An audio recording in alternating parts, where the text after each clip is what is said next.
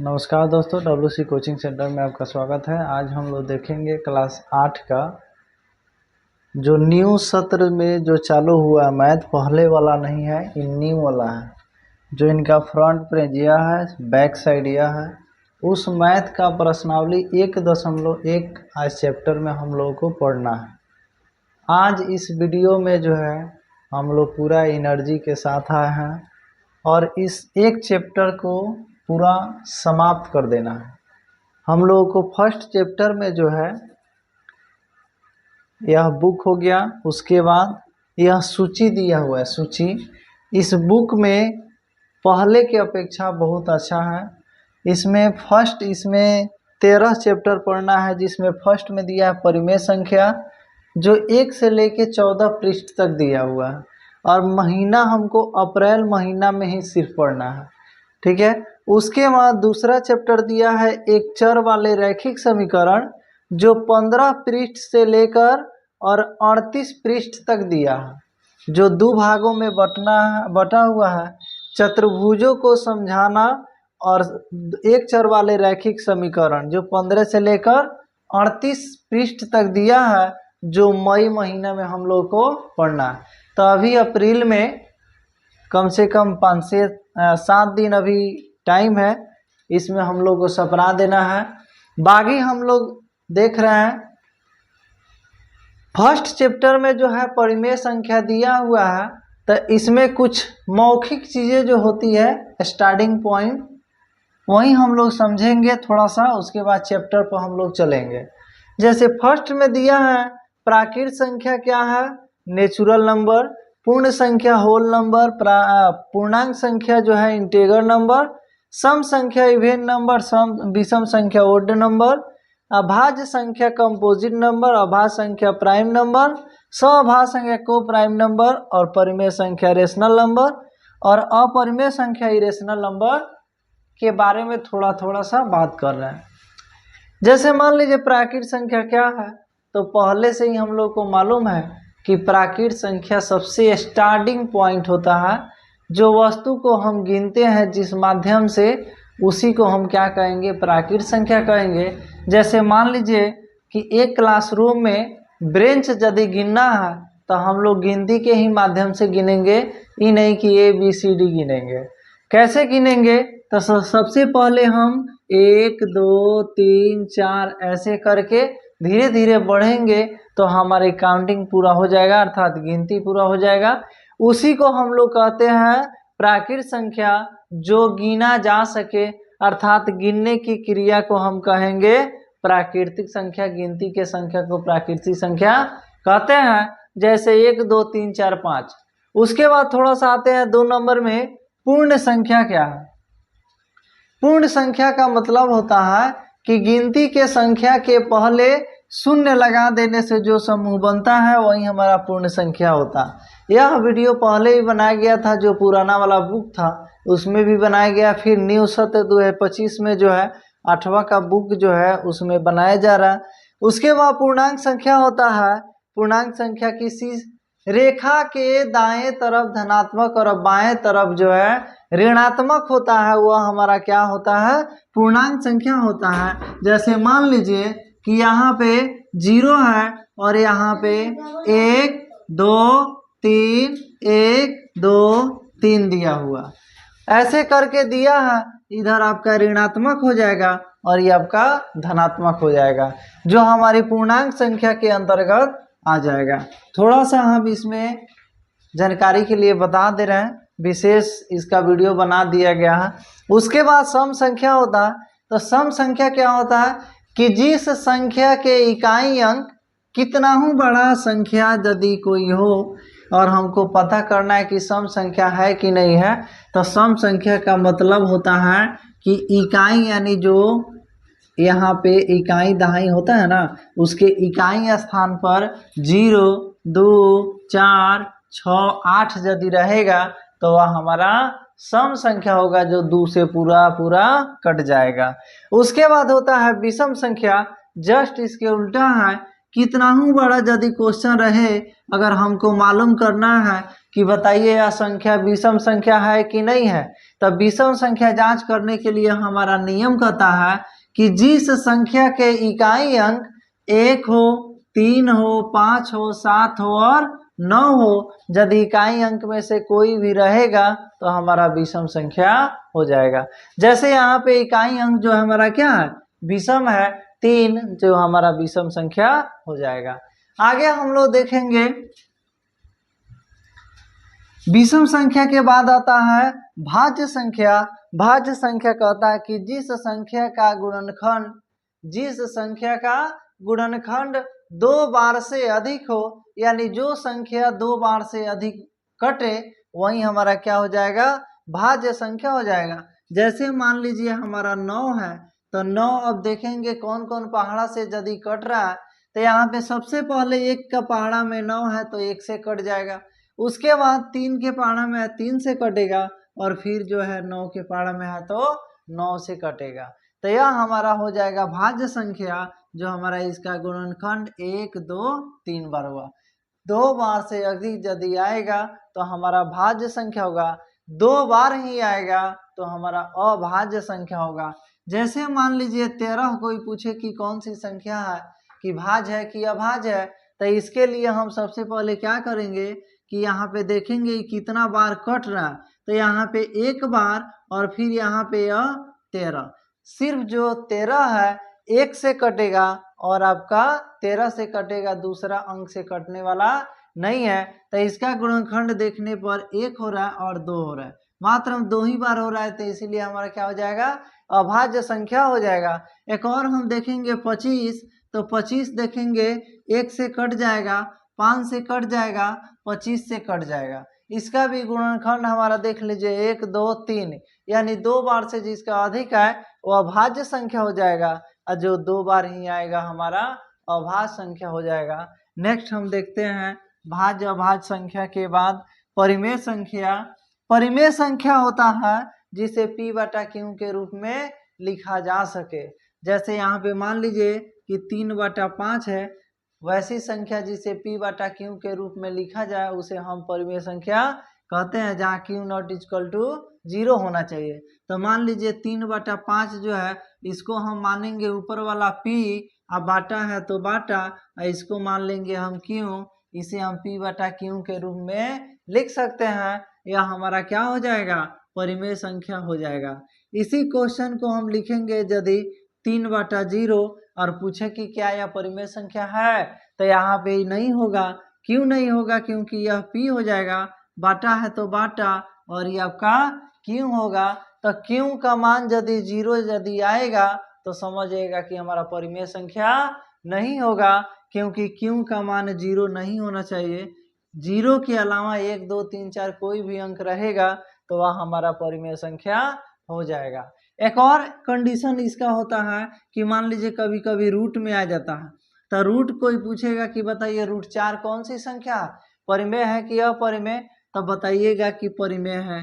क्यों है, क्योंकि 4 का गुणनखंड जब हम तोड़ेंगे तो 2 दूना कितना हो जाएगा 4, अर्थात 2 गुणे 2, तो इसमें से जोटा लग जाएगा, कोई अंक उभरेगा नहीं, तो हमारा टोटल जोटा लग जाएगा, तो हमारा 2 आंसर हो जाएगा, अर्थात 4 का वर्गमूल 2 हो जाएगा।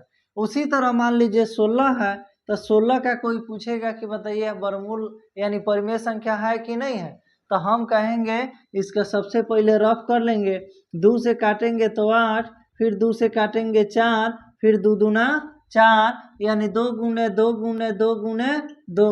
तो यहाँ पे करने के बाद यहाँ पे जोटा लगाएंगे 1, 2, यानी टोटल लग गया, इसमें से 1 ले लेंगे 2, फिर इसमें से 1 ले लेंगे 2, 2 दूना हो गया 4, यानी 16 का वर्गमूल 4 होता है, तो ये हमारा परिमेय संख्या है।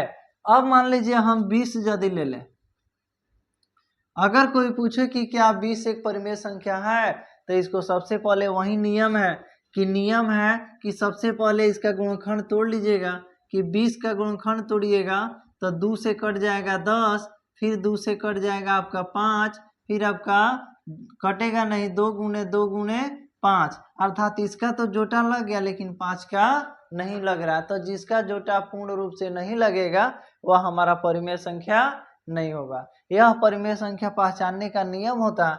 नेक्स्ट हम देखते हैं अपरिमेय संख्या। अपरिमेय संख्या क्या होता है कि अपरिमेय संख्या, मान लीजिए कि हमको अपरिमेय संख्या देखना है तो जिसे p/q के रूप में लिख दीजिए। जैसे 3/0 हो जाए तो यह हमारा परिमेय संख्या हो जाएगा। क्यों होगा? क्योंकि अपरिमेय कहता है किसी संख्या को p/q के रूप में नहीं लिखा जा सके जहाँ q इक्वल टू 0 होना चाहिए। तो यहाँ पे p हो गया और ये आपका q हो गया, p/q के रूप में लिख दिए, लेकिन q इक्वल टू क्या हो गया? 0। तो 0 हो जाएगा तो समझ जाइएगा हमारा कि अपरिमेय संख्या होगा। उसके बाद मान लीजिए √15 ले लिए, √20 ले लिए, क्या यह परिमेय संख्या है कि अपरिमेय संख्या? तो हम बोलेंगे कि अपरिमेय संख्या है, क्योंकि 15 का जब हम गुणनखंड तोड़ेंगे तो 3 पचे हो जाएगा 15, जो इसका जोटा ही नहीं लग रहा है। नहीं लगने के कारण यह हमारा हो जाएगा अपरिमेय संख्या। उसी तरह 20 का कर लेंगे तो यह भी हमारा हो जाएगा अपरिमेय संख्या। इसमें जो है क्वेश्चन लगभग सभी कर दिए। अब जिसको ना समझ में आया होगा वह इसके पूर्ण रूप से परिभाषा के साथ वीडियो बनाया गया है, इसको देख सकते हैं। बाकी हम लोग चलते हैं आगे। इसमें कुछ फर्स्ट चैप्टर में यही हम लोगों का पढ़ना है, ठीक है। अब क्या है तो देखिए, इसमें जो है फर्स्ट में लिखा हुआ है योज प्रतिलोम, जो बहुत इंपॉर्टेंट है, और 8वां का बुक जो है बहुत ही अच्छा है। इसमें जो कुछ दिया गया है वो दूसरे क्लास में नहीं दिया गया है। जैसे मान लीजिए योज प्रतिलोम के बारे में किसी चैप्टर में किसी क्लास में भी नहीं मिलेगा। दूसरे हाई लेवल में योज प्रतिलोम, गुणन प्रतिलोम, क्रम विनिमय, सहचार नियम, वितरण नियम, तत्समक नियम और सौरक नियम, इसके बारे में थोड़ा थोड़ा सा जान ले रहे हैं। बाकी इसी पर आधारित क्वेश्चन हुआ है। यहाँ पे योज प्रतिलोम हम अपने लग से चिन्ह उल्टा लिखे हैं। इसमें आपका बुक में यह ना मिलेगा, लेकिन हम अपने से बनाए हैं याद करने के लिए। योज प्रतिलोम चिन्ह उल्टा, गुणन प्रतिलोम अंक उल्टा, क्रम विनिमय माने पहले बात, सहचार नियम माने बदल गए, और वितरण नियम माने साथ साथ, तत्समक नियम माने इज्जत नहीं, और संवरक नियम माने कम नहीं। यह जो है हम बनाए हैं अपना से, ताकि समझा सके और दूसरा बच्चा समझ सके। इसके बाद एक एक करके अब हम जानेंगे कि सबसे पहले योज प्रतिलोम क्या होता है। क्या? योज प्रतिलोम। देखिए, योज प्रतिलोम का मतलब होता है योज प्रतिलोम। योज प्रतिलोम का मतलब होता है कि चिन्ह को उल्टा लिखना। चिन्ह को उल्टा लिख के हमको बराबर में कर देना है। जैसे मान लीजिए कि यहाँ पे -3 दे दे, हम क्या बोल रहे हैं कि चिन्ह को उल्टा लिखना है। उल्टा लिखना है, -3 है ना, तो इसको उल्टा कर दीजिए। 3 है तो 3, माइनस बदल जाएगा प्लस में। अंक को कुछ नहीं करना है, सिर्फ इसमें चिन्ह को बदलना है। माइनस है तो प्लस। अगर आपका मान लीजिए क्वेश्चन -5/4 है और चिन्ह उल्टा हमको करना है, तो हम क्या करेंगे, माइनस बदल जाएगा प्लस में, और जैसे अंक रहेगा वैसी तरह रहेगा। तो ये आपका योज प्रतिलोम का उदाहरण है, जो सरल भी और यहाँ पे बट्टा दोनों में दे दिए हैं। एक और आपका होता है कि मान लीजिए कि यहाँ पे 5/4 है और इसका कोई पूछे कि बताइए योज प्रतिलोम क्या होगा, तो सबसे पहले प्लस में है तो इसको बदल देंगे -5/4। यह हमारा योज प्रतिलोम का नियम है। उसके बाद यहाँ पे 2 नंबर जो है यहाँ पे गुणन प्रतिलोम दे रहा है। तो गुणन प्रतिलोम का मतलब है कि यहाँ पे गुणन प्रतिलोम का मतलब है कि अंक उल्टा। अब इसमें चिन्ह नहीं, अब अंक उल्टा चाहिए। अब अंक उल्टा जैसे मान लीजिए कि 5, और फिर यहाँ पे हमको गुणन प्रतिलोम करना है। 5/3 है और गुणन हमको प्रतिलोम करना है। तो गुणन प्रतिलोम करने के लिए क्या करेंगे, 3 को हम ऊपर कर देंगे और 5 को नीचे। ये किस नियम के अनुसार हुआ, तो गुणन प्रतिलोम के अनुसार हुआ। जो हमारा अंक केवल उल्टा होगा, चिन्ह को इसमें कुछ नहीं करना।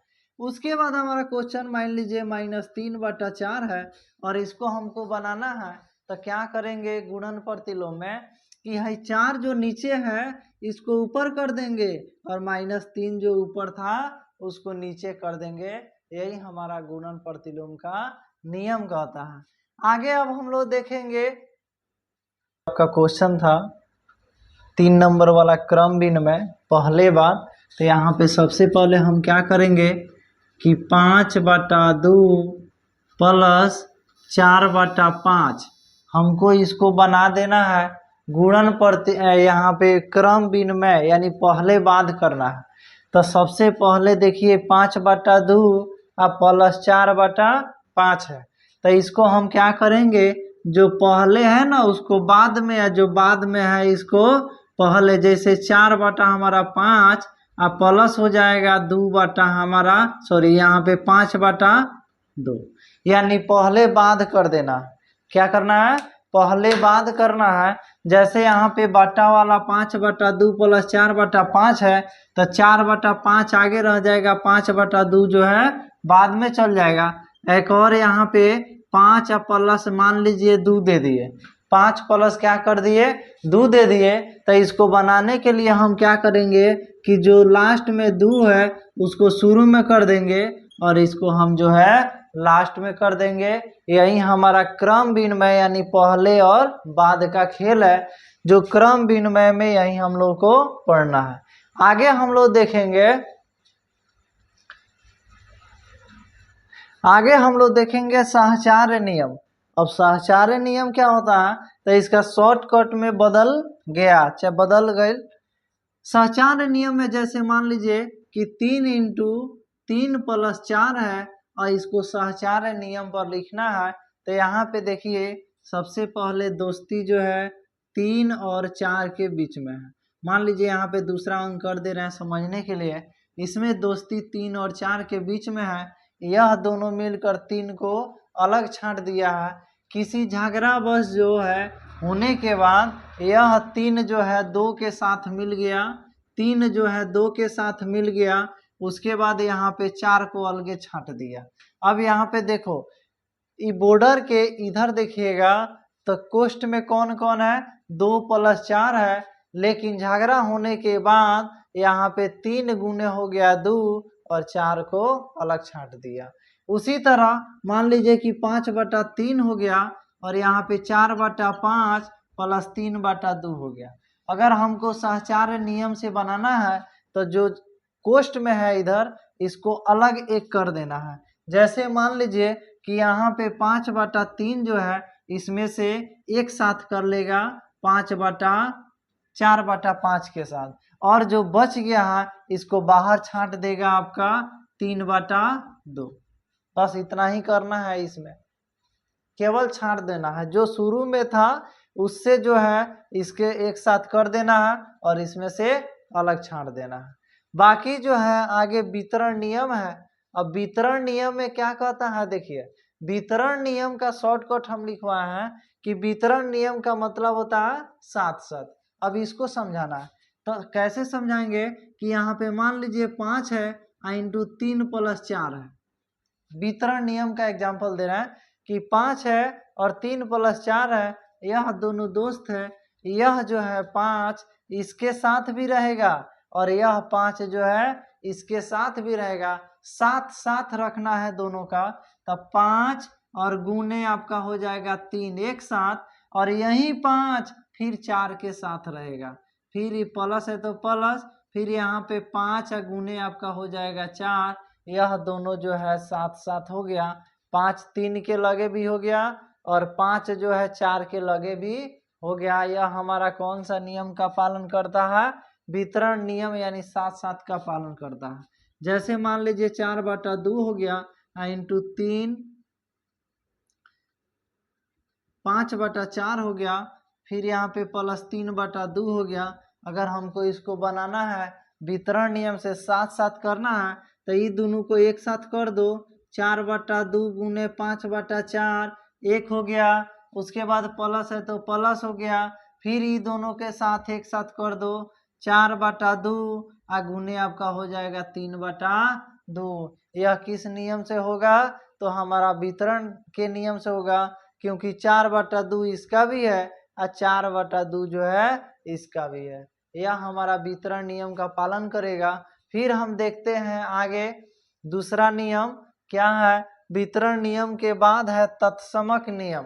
तत्समक नियम का शॉर्टकट लिखवा दिए हैं कि इज्जत नहीं है, तो इसको बनाने के लिए सबसे पहले तत्समक नियम, मान लीजिए यदि 5/2 1 है, 4/5 गुने 1 कर दें तो इसमें कोई फर्क पड़ने वाला नहीं है, क्योंकि 1 से गुना करने पर जो है 4/5 ही होगा, जो तत्समक नियम का पालन करेगा। इसमें कुछ चेंज ना हो रहा है। अगर यदि आपसे बोले कि 4/5 गुने 2 बराबर आपका 4/5 हो जाए तो ये गलत है, क्योंकि 2 से गुना करने पर 4 दूना क्या हो जा रहा है, 8 हो जा रहा है, जो इसमें और इसमें डिफरेंस हो जाए यानी अलग हो जा रहा है। उसी तरह अलग नहीं हो, गुना कीजिए फिर भी अलग ना हो। जैसे मान लीजिए 4 गुने आपका 1 कर दें तो 4 में 1 से गुना कीजिएगा तो 4, इसमें कोई बदलाव नहीं हुआ, कोई इज्जत नहीं है। अर्थात यह हमारा हो गया कौन सा नियम, तत्समक नियम। यह हमारा इतना ही इसमें है। अब चल रहे हैं थोड़ा सा चैप्टर के अनुसार। अब चैप्टर में देखिए क्या कर रहा है। चैप्टर में कह रहा है, चैप्टर यही हमारा शुरू हो रहा है। इसमें कह रहा है कि 1.1 प्रश्नावली 1.1 में कह रहा है कि निम्नलिखित प्रत्येक में गुणन के अंतर्गत उपयोग किए गए गुणधर्म गुण के नाम बताना है। जो नियम हम बताए थे, योज प्रतिलोम, गुणन प्रतिलोम, उसके बाद एक और था वितरण नियम, सहचार्य नियम, क्रम विनिमय, ये जितना नियम है उसी नियम में यह दिया हुआ है। जैसे आप लोग को समझा रहे हैं, अगर मान लीजिए यहाँ पे कह दे कि -4/5 गुने 1 अब बराबर आपका 1 गुने -4/5 बराबर -4/5। अभी हम जस्ट पढ़ा है, यह क्वेश्चन जो है 8वां का 1.1 का पहला नंबर क्वेश्चन है। तो इसमें आप लोग देख रहे हैं कि मान लीजिए यहाँ पे -4/5 गुने 1 है। अब बताइए क्या 1 से गुना करने पर कोई चेंज होगा, नहीं होगा। -4/5 गुने 1 बराबर 1 गुने -4। यदि मान लो इधर 1 है लास्ट में, इधर शुरू में 1 से गुना करने पे कोई चेंज हो रहा है, तो लास्ट में आंसर क्या निकल के आ रहा है कि कोई चेंज ना हो रहा है। जैसे शुरू में -4/5 है उसी तरह -4/5 है, उसी तरह -4/5 है। इसमें कोई चेंजिंग ना हो रहा, इसमें कोई चेंजिंग नहीं होने के कारण यह लास्ट हमारा हो जाएगा तत्समक नियम। कौन सा नियम हो जाएगा, तत्समक नियम हो जाएगा। तत्समक गुणन नियम भी कोई कहता है, क्योंकि यह गुना में है। तत्समक गुणन नियम, ठीक है, चाहे तत्समक नियम, यही हमारा क्या होता है, आंसर हो जाएगा। फर्स्ट वाला का केवल नाम बताना है, थोड़ा सा समझा के कि क्यों हो रहा है। तो 1 से गुना करने पर कोई चीज में बदलाव नहीं होता है, वह हमारा तत्समक नियम होता है।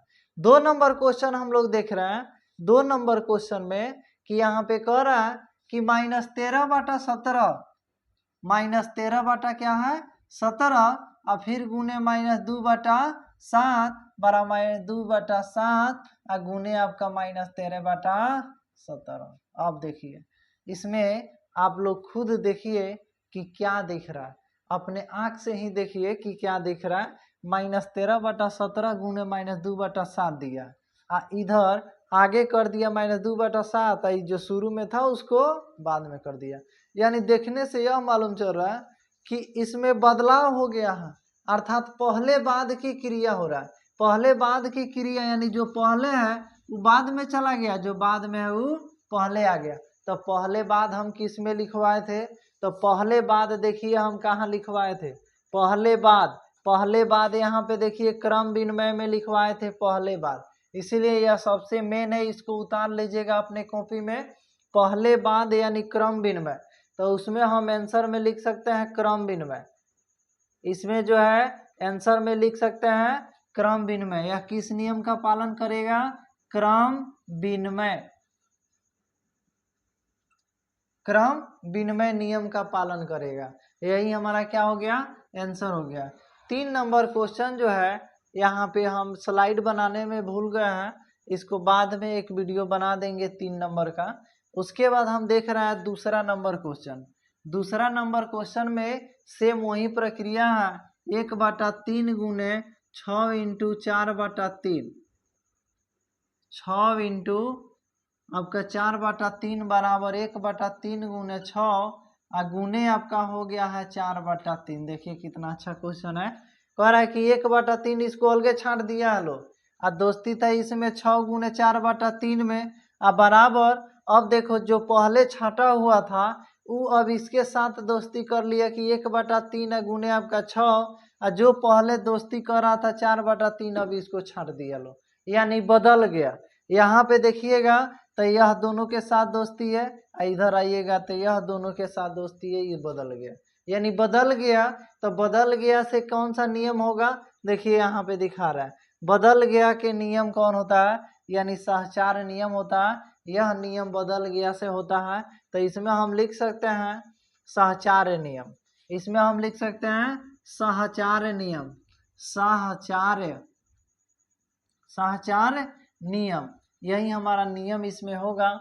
आपका चैप्टर जो है समाप्त हो गया, 1.1 जो है समाप्त हो गया।